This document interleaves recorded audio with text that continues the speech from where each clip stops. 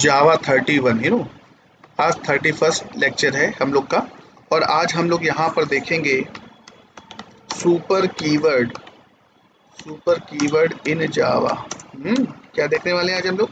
Super keyword in Java. Super keyword हम लोग देखने वाले हैं। Super keyword is a very very important keyword in Java. तो आज हम लोग देखने वाले हैं क्या, सुपर कीवर्ड इन जावा। क्यों यूज करते हैं सुपर कीवर्ड, और सुपर कीवर्ड किस लिए यूज करते हैं, और कहाँ यूज करते हैं सुपर कीवर्ड, ये हम लोग देखेंगे। ठीक है, तो बेसिकली मैं आपको बताऊं कि सुपर कीवर्ड बेसिकली किसको रिप्रेजेंट करता है। ठीक है, सुपर कीवर्ड, सुपर कीवर्ड क्या होता है और सुपर कीवर्ड कहाँ यूज करते हैं। तो मैं आपको बता दूं कि सुपर कीवर्ड जो है ना, जैसे याद है दिस कीवर्ड हमारे दिस कीवर्ड हमारे करंट क्लास के लोगों को, करंट क्लास के चाहे वो डेटा मेंबर हो, करंट क्लास के चाहे वो मेंबर फंक्शन हो, और करंट क्लास का कंस्ट्रक्टर हो, उसको रिप्रेजेंट करता है। वैसे यहाँ पर सुपर कीवर्ड हम लोग यूज करते हैं कहाँ पर, इनहेरिटेंस में। ठीक है, और सुपर कीवर्ड किसको रिप्रेजेंट करता है, हमेशा सुपर शब्द। देखो सुपर शब्द किसको इंडिकेट कर रहा है, अगर आपके पास में मान लो पेरेंट चाइल्ड की क्लासेस हैं, राइट ना, अगर मान लो आपकी पेरेंट क्लास की क्लासेस हैं, ठीक है, मान लो ये आपकी पेरेंट क्लास है और ये आपकी चाइल्ड क्लास है। ठीक है, ये आपकी पेरेंट क्लास है और ये आपकी चाइल्ड क्लास है, और ये दोनों क्लासेस आपस में एक दूसरे से पेरेंट चाइल्ड के रिलेशन में हैं। इसको कहते हैं पेरेंट क्लास, राइट। ये मान लो आपकी कोई पेरेंट क्लास है पी, और ये मान लो आपकी कोई क्लास है चाइल्ड क्लास, राइट, सी। और ये इससे जो है पेरेंट से जुड़ी हुई है, राइट, एक्सटेंड पी। ठीक है, तो कहने का मतलब ये है कि यहाँ पर हमने कोई मेथड बनाया, फॉर एग्जांपल void m1 नाम से। ठीक है, और यहाँ पर भी हमने कोई मेथड बनाया void m2 नाम से। ठीक है, तो सर यहाँ पर भी और भी बहुत सारे मेंबर्स हैं, मान लो यहाँ पर मान लो और बहुत सारे मेंबर्स हैं। तो सर सुपर कीवर्ड किसको रिप्रेजेंट करता है? आपने तो हमको बताया था कि दिस कीवर्ड, यहाँ पर दिस कीवर्ड जो होगा वो यहाँ के लोगों को रिप्रेजेंट करेगा, और यहाँ पर जो दिस कीवर्ड होगा वो क्लास सी को रिप्रेजेंट करेगा। सर सुपर कीवर्ड क्या होता है? सुपर कीवर्ड बेटा देखो, हम लोग याद है हमने बताया था कि जो पेरेंट क्लास होती है इसको हम लोग एक दूसरे नाम से भी जानते हैं। इसको हम लोग पेरेंट क्लास कहते हैं, इसको हम लोग क्या कहते हैं, पेरेंट क्लास। इसको हम लोग कहते हैं, देखो इसको हम लोग सुपर क्लास भी कहते हैं। ठीक है, और इसको हम लोग बेस क्लास भी कहते हैं। ठीक है, और नीचे वाली को हम लोग चाइल्ड क्लास, सब क्लास और डराइव्ड क्लास।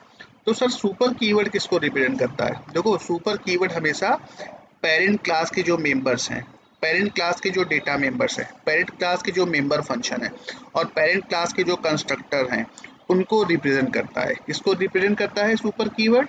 सुपर कीवर्ड हमेशा पेरेंट क्लास के लोगों को, है ना, किसको, पेरेंट क्लास के लोगों को रिप्रेजेंट करता है। Super keyword is used to represent parent class members. It can be data members, comma, member functions, comma, constructors. Super keyword is used to represent parent class members. It can be data members, member functions, constructors, है ना। और देखो super keyword को हम लोग इस्तेमाल कहाँ करेंगे? सुपर कीवर्ड को हम लोग इस्तेमाल करेंगे, सुपर कीवर्ड को हम लोग इस्तेमाल करेंगे कहाँ पर? चाइल्ड क्लास में। हमेशा सुपर कीवर्ड को हम लोग कहाँ इस्तेमाल करेंगे? सुपर कीवर्ड को हम लोग हमेशा चाइल्ड क्लास में इस्तेमाल करेंगे। यूज कहाँ करेंगे? सुपर कीवर्ड को हम लोग हमेशा चाइल्ड क्लास में यूज करेंगे, है ना। Super keyword is used in child class. ठीक है, सुपर कीवर्ड हमेशा कहाँ यूज होगा? सुपर कीवर्ड ऑलवेज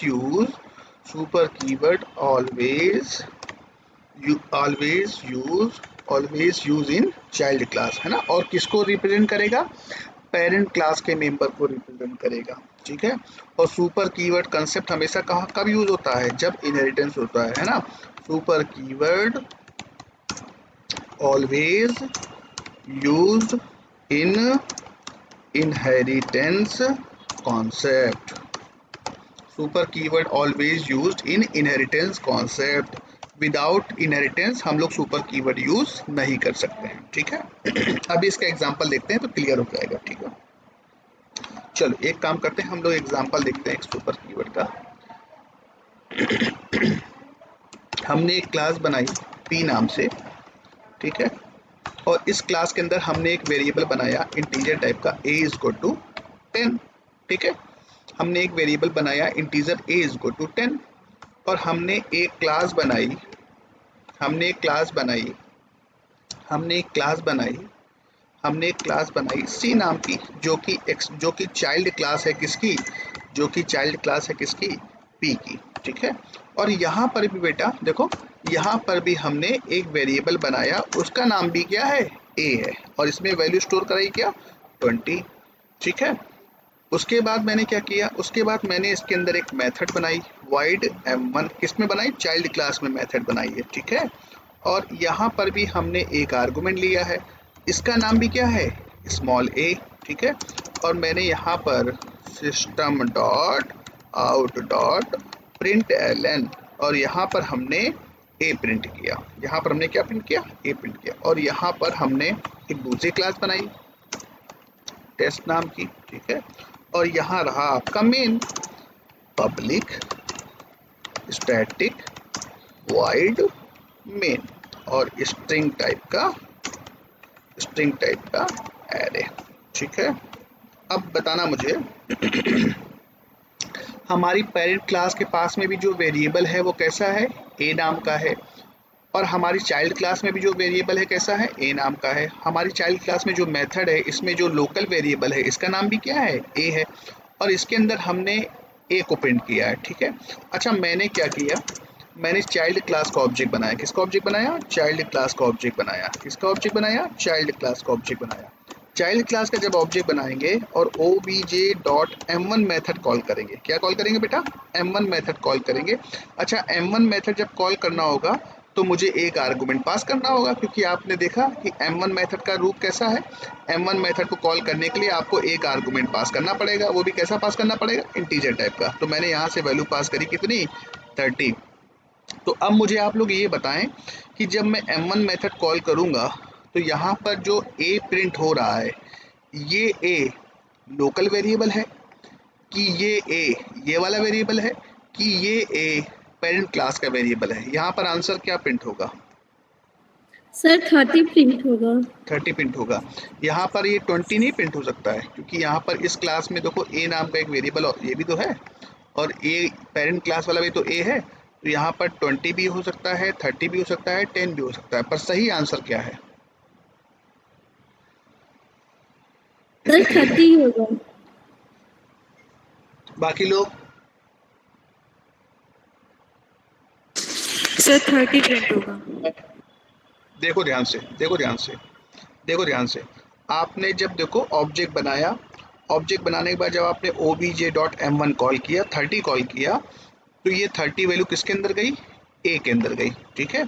और यहाँ पर हमने system dot out dot println में क्या लिखा है? केवल ए लिखा है। केवल क्या लिखा है? ए लिखा है। देखो, जब भी कभी हम कोई वेरिएबल अपनी क्लास के अंदर बिना डॉट के यूज़ करते हैं, है ना, बिना रेफरेंस वेरिएबल के यूज़ करते हैं, तो वो हमेशा प्रायोरिटी किसको देगा? लोकल वेरिएबल को। सबसे पहले प्रायोरिटी किसको मिलेगी? सबसे पहले प्रायोरिटी मिलेगी किसको? लोकल वेरिएबल को। और यहाँ पर आंसर क्या आएगा? यहाँ पर आंसर आएगा 30। यहाँ पर आंसर क्या आएगा? 30। अच्छा, मान लो मैंने इसको कॉपी किया, Ctrl+C, और इसी के अंदर मैंने पेस्ट किया, और यहाँ पर ए के साथ में लगा दिया क्या? This dot A. अब क्या प्रिंट होगा? सर पहले 30 प्रिंट होगा, उसके बाद सर 20 प्रिंट होगा। यानी कि पहले लोकल वेरिएबल प्रिंट होगा, यानी कि ये वाला प्रिंट होगा, उसके बाद system dot out dot println आपने क्या लिखा है, दिस डॉट ए। मैंने बताया ना कि दिस कीवर्ड हमेशा उसी क्लास को रिप्रेजेंट करेगा। तो दिस क्लास हमने बताया ना कि दिस कीवर्ड हमेशा हमारे करंट क्लास के जो इंस्टेंस वेरिएबल होते हैं, हमारे करंट क्लास के जो इंस्टेंस वेरिएबल होते हैं उनको रिप्रेजेंट करता है। तो यहाँ पर जब आपने लिखा ना दिस डॉट ए, तो दिस डॉट ए का मतलब इसकी बात हो रही है। कोई दिक्कत, कोई प्रॉब्लम? और इसी को मैंने कॉपी किया, और कॉपी करने के बाद में मैंने इसको पेस्ट किया, और यहाँ पर मैंने लिख दिया क्या, यहाँ पर मैंने लिख दिया सुपर डॉट ए। अब क्या प्रिंट होगा? सर पहले सर 30 प्रिंट होगा, उसके बाद सर 20 प्रिंट होगा, उसके बाद सर 10 प्रिंट होगा। पॉइंट क्लियर है कि नहीं क्लियर है? तो आपने किया क्या, आपने सर ये किया कि सर आपने हमको भी बताया कि सुपर कीवर्ड जो है, सुपर कीवर्ड जो है वो हमारे पेरेंट क्लास के जो मेंबर्स हैं, हमारे पेरेंट क्लास के जो मेंबर्स हैं, हमारे पेरेंट क्लास के डेटा मेंबर्स, हमारे पेरेंट क्लास के मेंबर फंक्शन और हमारे पेरेंट क्लास के कंस्ट्रक्टर को रिप्रेजेंट करता है। और सर खास बात ये है कि ये सुपर कीवर्ड हमारे पेरेंट क्लास के लोगों को रिप्रेजेंट तो करता है, साथ साथ सर ये सुपर कीवर्ड यूज कहाँ होता है, सुपर कीवर्ड यूज होता है कहाँ पर, चाइल्ड क्लास में। सुपर कीवर्ड कहाँ यूज होता है, सुपर कीवर्ड हमेशा कहाँ यूज होता है, चाइल्ड क्लास में यूज होता है। चलो इसको रन करा के देख लें एक बार, कंट्रोल सी, तो यहाँ पर प्रोग्राम का नाम test dot Java, all file, यहाँ से सेव, इसको रन कराते हैं हम लोग, javac test dot Java, compile, Java test. क्या आंसर आया बताओ, पॉइंट क्लियर है कि नहीं क्लियर है?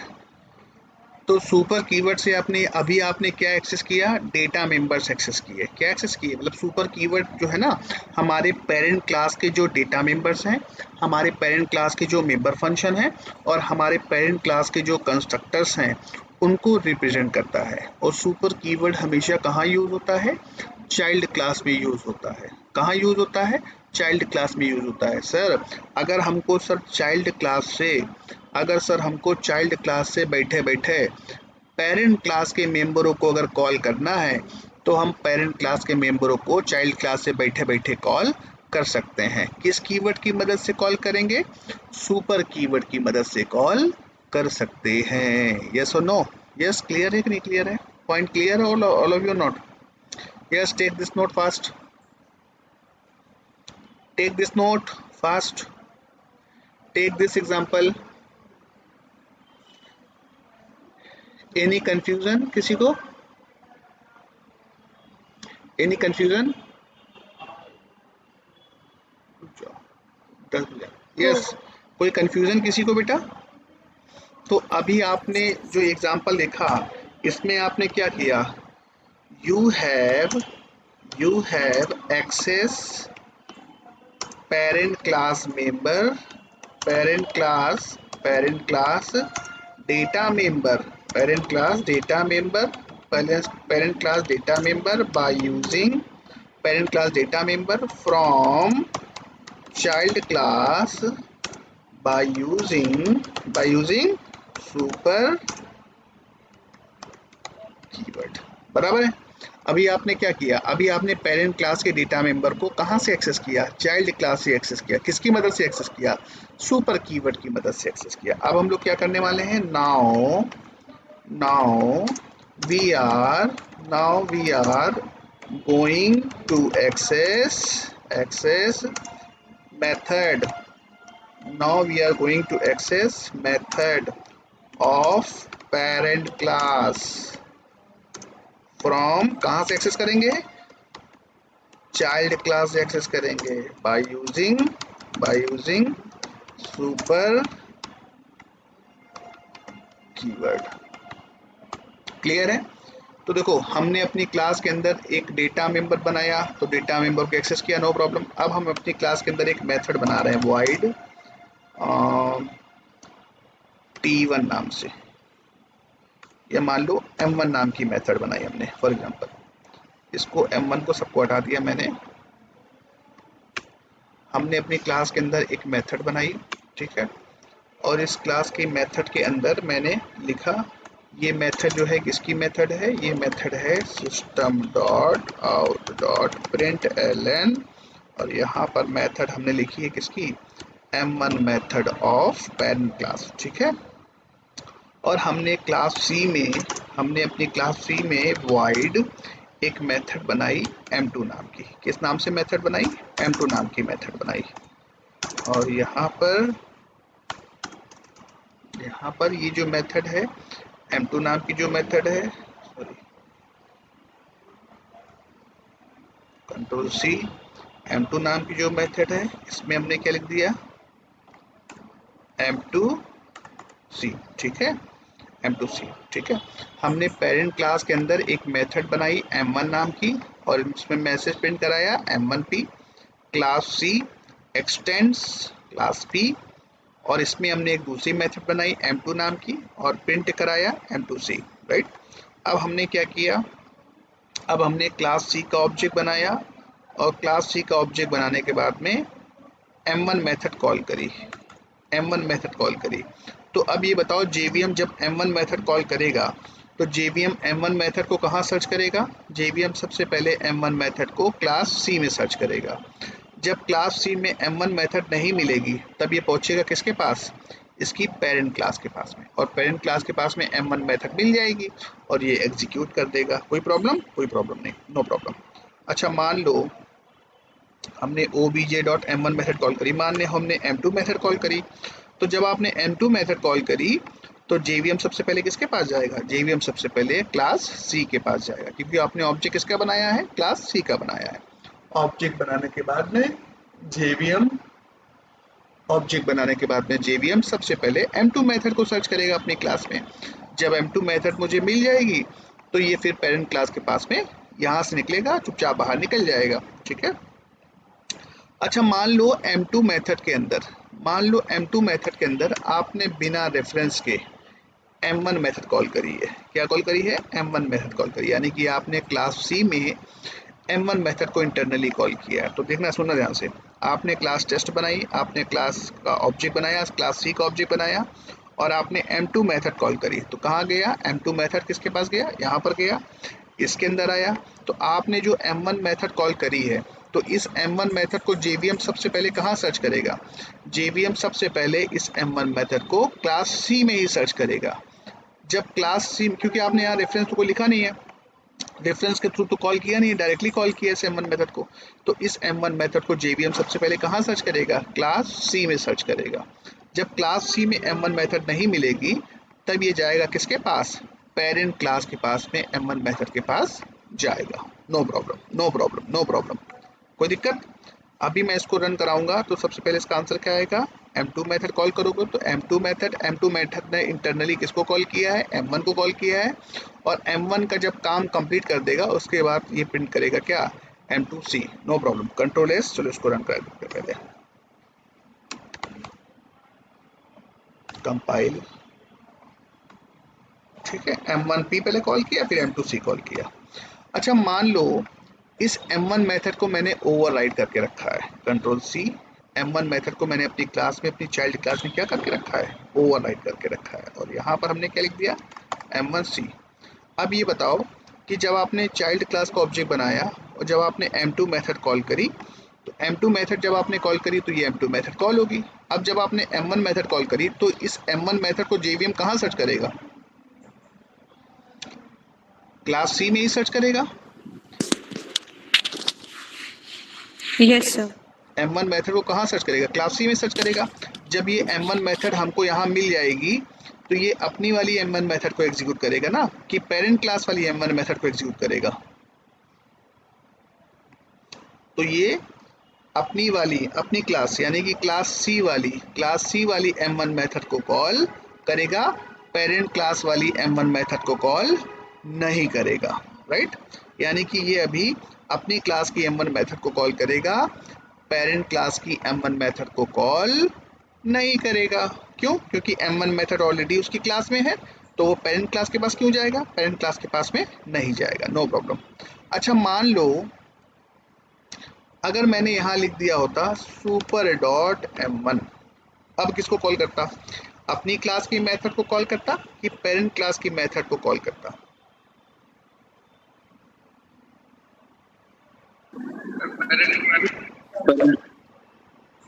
देखो क्या लगा है, सुपर शब्द लगा है, तो सुपर शब्द किसको इंडिकेट करता है? सुपर शब्द हमेशा पेरेंट क्लास के जो मेंबर्स हैं उनको रिप्रेजेंट करता है। तो सुपर डॉट m1, तो सुपर डॉट m1 यानी कि अब इस m1 को ना कॉल करके वो किसको कॉल करेगा?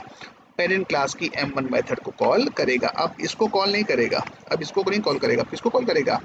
पेरेंट क्लास की m1 मेथड को कॉल करेगा। पॉइंट क्लियर है कि नहीं क्लियर है? यस और नो? Yes, और sir. और यहीं पर अगर मैंने लिख दिया होता दिस डॉट m1, तो अब इसको मतलब मान लो सुपर डॉट की जगह मैंने लिख दिया होता दिस डॉट m1, तब किसको कॉल करता? सर जो क्लास सी में m1 मेथड है। यानी कि दिस कीवर्ड मैंने क्या बताया? दिस कीवर्ड आपने कहाँ यूज किया? क्लास सी में यूज किया। तो ये दिस कीवर्ड हमारे किस क्लास के मेंबरों को रिप्रेजेंट करेगा?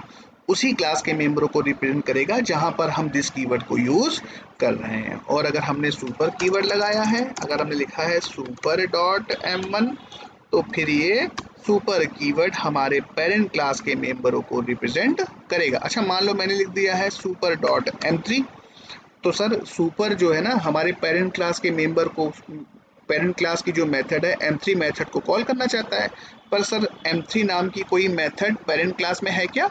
m3 नाम की कोई भी मेथड सुपर क्लास में है क्या? कोई भी क्लास नहीं है, तो सर ये एक्सेप्शन देगा, है ना? तो हम केवल m1 मेथड कॉल कर सकते हैं, नो प्रॉब्लम। कंट्रोल एस, तो पहले पहले कौन सी मेथड कॉल होगा? पहले ये वाली मेथड कॉल होगी, राइट, m1c, उसके बाद पेरेंट क्लास वाली यानी कि m1p, और उसके बाद m2c। ये इसका आंसर आना चाहिए जब आप कॉल करोगे कौन सी मेथड? जब आप m2 मेथड कॉल करोगे। m2 मेथड कॉल करोगे, किस क्लास की m2 मेथड कॉल होगी? चाइल्ड क्लास की, यानी कि इसकी m2 मेथड जब कॉल होगी तो दिस डॉट m1 का मतलब आपकी करंट क्लास की मेथड, आपकी करंट क्लास की मेथड कॉल होगी, यानी कि प्रिंट होगा क्या? m1c। उसके बाद आपने क्या किया? Super dot m1, super dot m1 का मतलब हो गया पेरेंट क्लास वाली m1 मेथड, यानी कि इसको कॉल करेगा। इसको कॉल करने के बाद में लास्ट में जब आएगा तो किसको प्रिंट करेगा? m2c को प्रिंट करेगा, यानी कि इसका आंसर आएगा क्या? m1c, m1p और m2c। Control S, now check.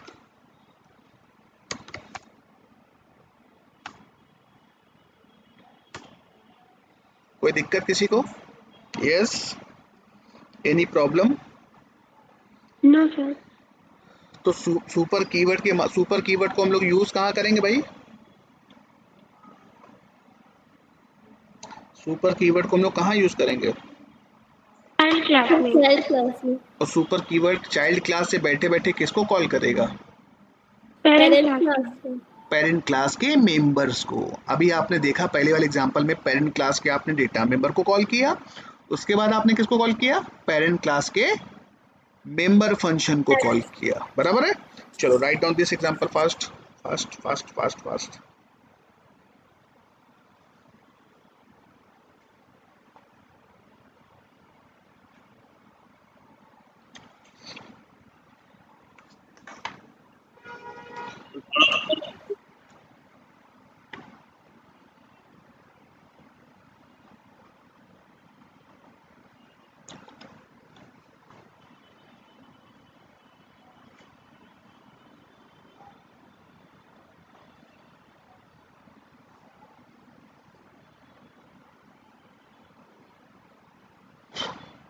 लिख लिया?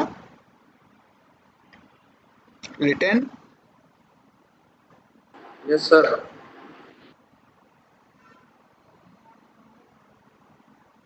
Any confusion?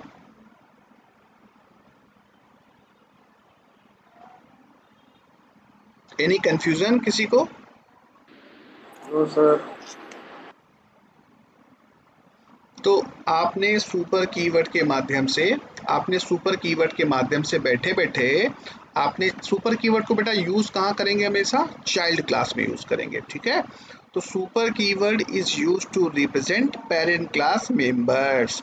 It can be data members, it can be member function, और it can be constructor. Sir ये एग्जांपल देखना बाकी है अभी हम लोग को, कंस्ट्रक्टर वाला दिखाते हैं भी आपको।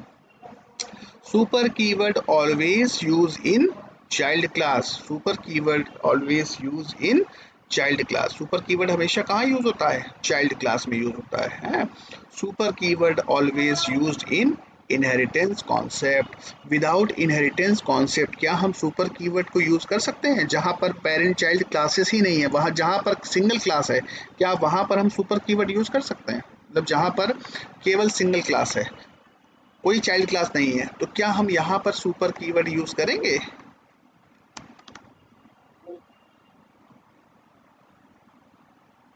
यानी कि सुपर कीवर्ड को हम लोग पेरेंट चाइल्ड क्लास के कॉन्सेप्ट में ही यूज कर सकते हैं। और पेरेंट चाइल्ड का कॉन्सेप्ट कहाँ पर आता है?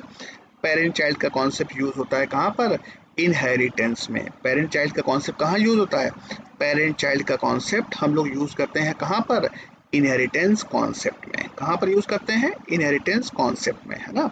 तो जहाँ पर पेरेंट चाइल्ड का कोई कॉन्सेप्ट है तो वहाँ पर डेफिनेटली हम लोग सुपर कीवर्ड का इस्तेमाल कर सकते हैं। और चाइल्ड क्लास से बैठे बैठे हम पेरेंट क्लास के डेटा मेंबर्स को, पेरेंट क्लास के मेंबर फंक्शन को और पेरेंट क्लास के कंस्ट्रक्टर को यूज कॉल कर सकते हैं चाइल्ड क्लास से बैठे बैठे। चलो अब हम लोग बात करते हैं, मैंने भी आपको बताया ना कि हमने अभी आपको कंस्ट्रक्टर को यूज करना नहीं बताया, अभी बताते हैं, उसका एग्जांपल देखते हैं बाद में। फिलहाल उसके पहले एक नया कंसेप्ट जरा देखते हैं और उसी में हम उसको कवर करेंगे।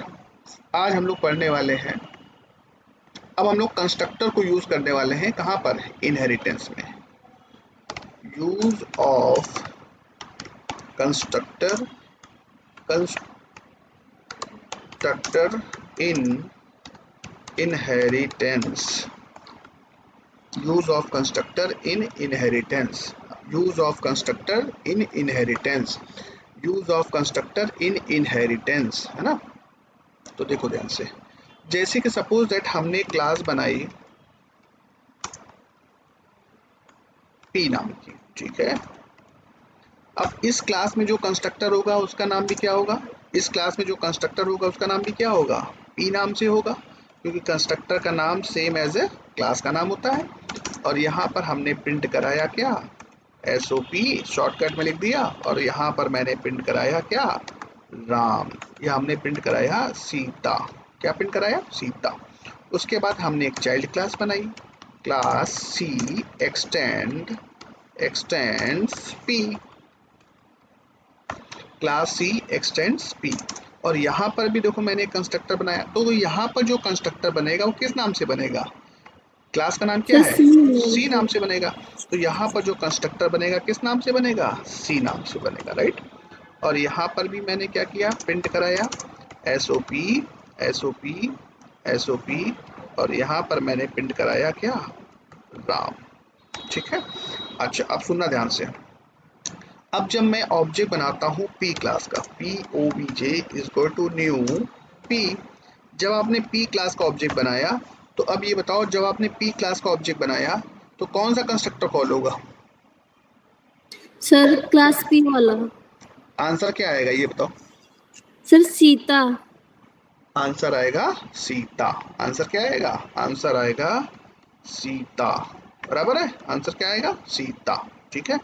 अच्छा मान लो मैंने यहाँ पर ऑब्जेक्ट बनाया, यानी कि तुमने ये देखा कि सर ये जो न्यू के बाद जो आपने बताया था ये कंस्ट्रक्टर होता है, और इस तरीके का कंस्ट्रक्टर हमारी पेरेंट क्लास में मौजूद है, तो वो पेरेंट क्लास का कंस्ट्रक्टर क्या हो जाएगा? एग्जीक्यूट हो जाएगा। No problem, no problem, no problem.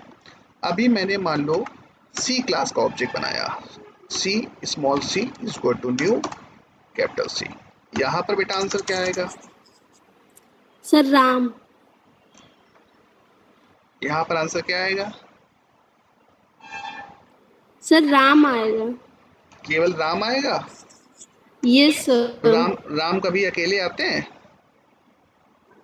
Sita भी आएंगे। राम हमेशा सीता के साथ आते हैं, यानी कि सीता राम। यानी कि कॉन्सेप्ट यहाँ ये है कि जब हम चाइल्ड क्लास का ऑब्जेक्ट बनाएंगे, ध्यान देना, ध्यान सुनना, जब हम चाइल्ड क्लास का ऑब्जेक्ट बनाएंगे,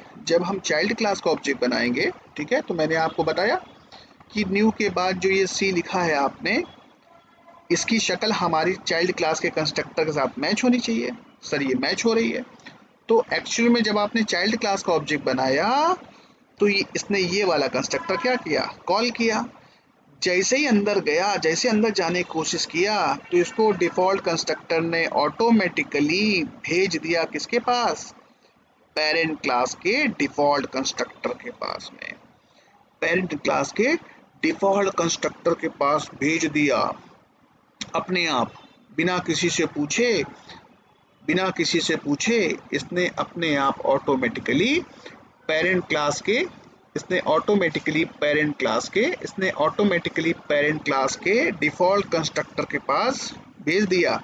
तो ऐसा कोई कोड यहाँ लिखा होगा ऑटोमेटिकली, जब प्रोग्राम कंपाइल हुआ होगा तो ऑटोमेटिकली डेफिनेटली श्योर यहाँ पर ऐसा कुछ कोड लिखा होगा, ऐसा कुछ कोड लिखा होगा जो ऑटोमेटिकली इसको रिडायरेक्ट कर दे रहा है कहाँ पर, पेरेंट क्लास के कंस्ट्रक्टर के पास।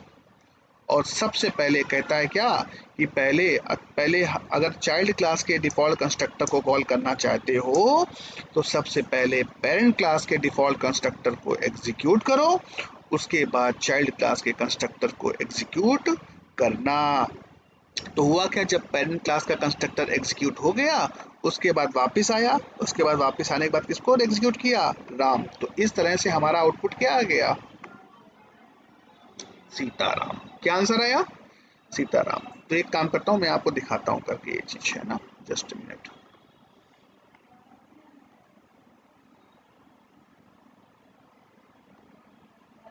हमने अपनी क्लास बनाई पी नाम से, ठीक है, और इस पी नाम के अंदर कंस्ट्रक्टर है, पर कंस्ट्रक्टर का रिटर्न टाइप नहीं होता है, और यहाँ पर हमने लिखा राम, ठीक है। क्लास सी, यहाँ पर भी हमने एक कंस्ट्रक्टर बनाया पर इस कंस्ट्रक्टर का कोई रिटर्न टाइप नहीं होता है, और यहाँ पर हमने लिखा, देखो यहाँ पर हमने क्या लिखा, यहाँ पर हमने लिखा, उल्टा कर दिया क्या हमने, यहाँ सीता और यहाँ पर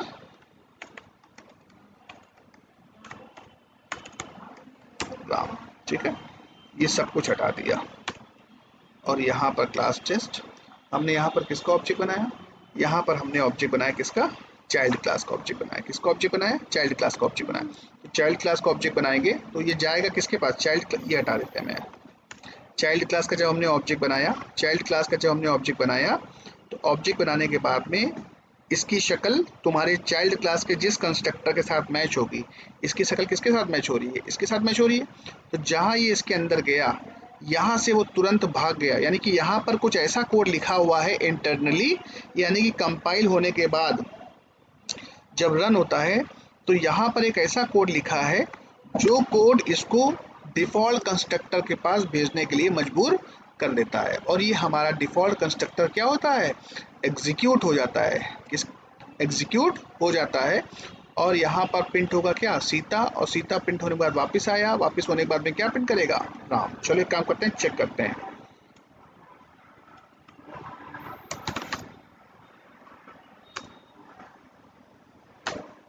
क्या आंसर आया, यस, क्लियर है कि नहीं क्लियर है, यस, आवाज आ रही है मेरी, कोई दिक्कत, कोई doubt, yes no sir. Clear है कॉन्सेप्ट, नहीं क्लियर है। तो यानी कि एक चीज ये क्लियर हो गई कि सर जब पेरेंट क्लास का ऑब्जेक्ट बनाते हैं, जब पेरेंट क्लास का ऑब्जेक्ट बनाते हैं, जब पेरेंट क्लास का ऑब्जेक्ट बनाते हैं, जब पेरेंट क्लास का ऑब्जेक्ट बनाते हैं, क्या कॉन्सेप्ट है, जब पेरेंट क्लास का ऑब्जेक्ट बनाते हैं तो पेरेंट क्लास का कंस्ट्रक्टर कॉल होता है, सुना ध्यान से, whenever we create object of parent class, right, whenever we create object of parent class then only parent class constructor, then only parent class constructor will executed, ठीक है। और जब हम लोग किसको ऑब्जेक्ट बनाते हैं, whenever we create अंदर चला लो अंदर का आराम से, whenever we create object of child, madam बंद कर दिए, आवाज आती है, whenever we create object of child class, then first it's a rule, ऐसा क्यों होता है वो भी मैं आपको रीजन बताऊंगा, ठीक है। whenever we create object of child class, then first सबसे पहले क्या होता है, parent class default constructor will execute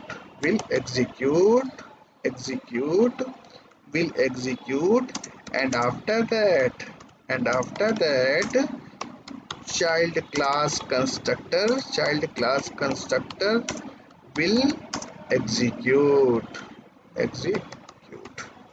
point clear है कि नहीं क्लियर है, यस और नो, बताओ भाई। ये सर। देखो जब आप चाइल्ड क्लास का ऑब्जेक्ट बनाते हो ना, तो वो एक्चुअल में जाता चाइल्ड क्लास के कंस्ट्रक्टर के पास में ही है, पर एक्चुअली में चाइल्ड क्लास के कंस्ट्रक्टर के अंदर एक ऐसा code automatically system defined code होता है वो, ठीक है, एक ऐसा कोड पहले लिख जाता है जो ऑटोमेटिकली इसको भेज देता है किसके पास, कि जाओ पहले पेरेंट क्लास के कंस्ट्रक्टर के पास जाओ, उस पेरेंट क्लास का केवल डिफॉल्ट कंस्ट्रक्टर, पेरेंट क्लास का डिफॉल्ट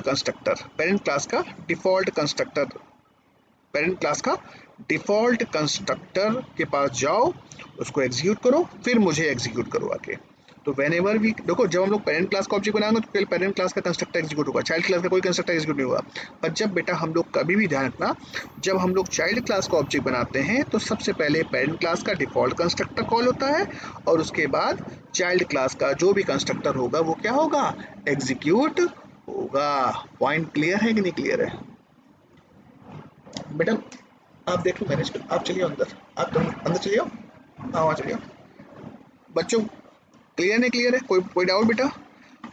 अब ये मुझे कोई बताएगा कि चाइल्ड क्लास के कंस्ट्रक्टर के पास में ऐसा कौन सा कोड लिखा है जो इसको भेजने पे मजबूर कर देता है किसके पास, पेरेंट क्लास के पास में, और इसकी ऐसी कौन सी चीज है चाइल्ड क्लास के अंदर, ऐसा कौन सा कोड है, ऐसा कौन सा शख्स है जो इसको पेरेंट क्लास के कंस्ट्रक्टर के पास भेज देता है और पेरेंट क्लास को कॉल करने की क्षमता रखता है, ऐसा कौन सा शख्स है, ऐसा कौन सा सर शख्स, सुपर यस, अब पकड़ में आया, ऐसा कौन सा शख्स है चाइल्ड क्लास के अंदर जो चाइल्ड क्लास से बैठे बैठे पेरेंट क्लास के लोगों को कॉल कर सके, तो भैया हमारे पास में है कौन, सुपर कीवर्ड जो है ना, वो चाइल्ड क्लास से बैठे बैठे पेरेंट क्लास के लोगों को कॉल कर सकता है।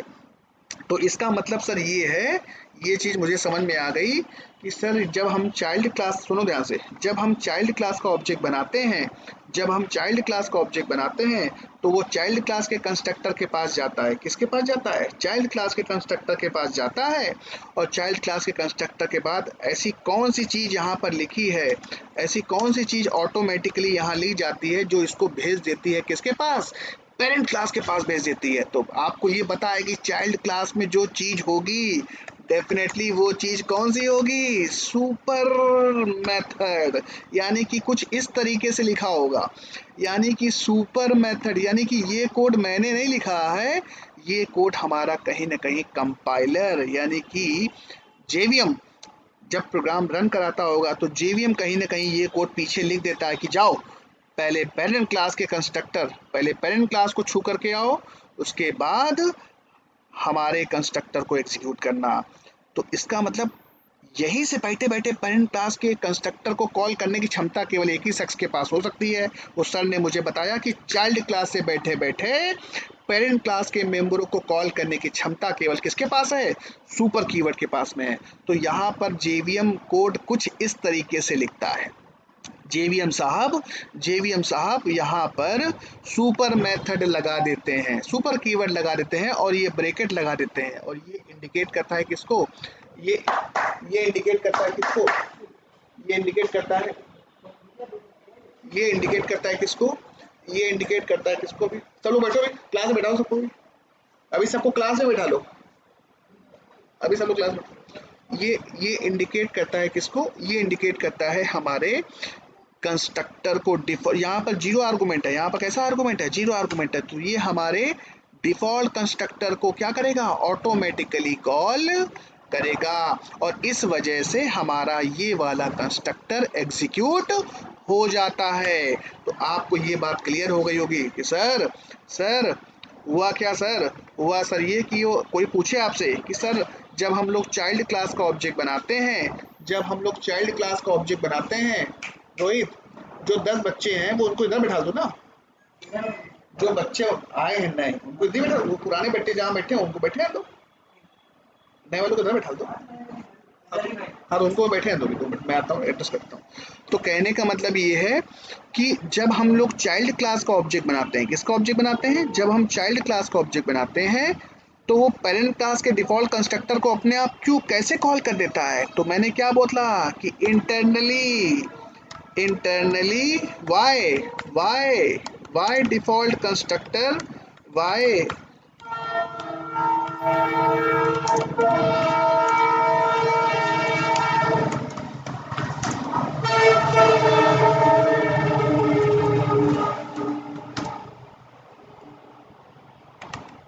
क्वेश्चन यही है कि why parent class default constructor automatically executed. तो आंसर है sir due to super method, ये कंस्ट्रक्टर यानी कि ड्यू टू सुपर मेथड या due to super keyword, due to किसकी वजह से ये पेरेंट क्लास के कंस्ट्रक्टर के पास जाता है? किसकी वजह से जाता है? यस किसकी वजह से जाता है? Super keyword. ये ध्यान रखना, सुपर मेथड इज रिस्पॉन्सिबल। जो ये कोड जानते हो, ये कोड कौन लिखता है? जेवीएम लिखता है। यानी कि जेवीएम कहीं ना कहीं यहाँ पर इंटरनली लिख देता है, जो आपको दिखाई नहीं देता है। जब रन करता है ना तो वो पीछे से लिख देता है क्या? सुपर, ऐसा लिख देता है। जिसकी वजह से अब बंदा यहाँ तो आया, और यहाँ आने के बाद वो पहुंच गया किसके पास? इसके पास। क्योंकि सुपर जो मेथड होती है, सुपर कीवर्ड नहीं है, ये सुपर मेथड है। क्यों? क्योंकि ब्रैकेट लगा हुआ है। तो ये किसको रिप्रेजेंट करता है? हमारे पेरेंट क्लास के कंस्ट्रक्टर को रिप्रेजेंट करता है। Point is clear? Yes all of you, point clear है? Yes sir.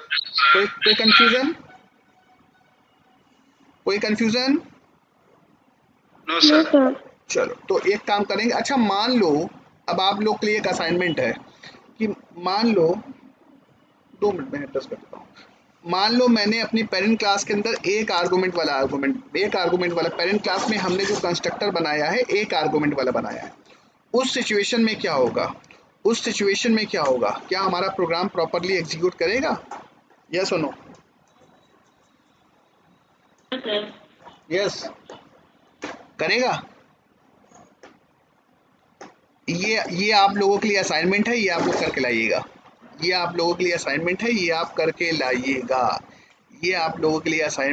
आप करके लाइएगा। यस, मैंने पेरेंट क्लास में जीरो आर्गुमेंट वाला कंस्ट्रक्टर नहीं बनाया। मैंने पेरेंट क्लास में कैसा कंस्ट्रक्टर बनाया? एक आर्गुमेंट वाला कंस्ट्रक्टर बनाया। क्या उस सिचुएशन में ये कंस्ट्रक्टर कॉल होगा अपने आप? ये आप लोगों के लिए असाइनमेंट है, ये असाइनमेंट आप करके लाइएगा। Clear all of you? Yes yes yes sir. Sir. चलो ठीक है, ये काम आप करके लाइएगा, बाकी फिर हम लोग कल बात करते हैं, ठीक है?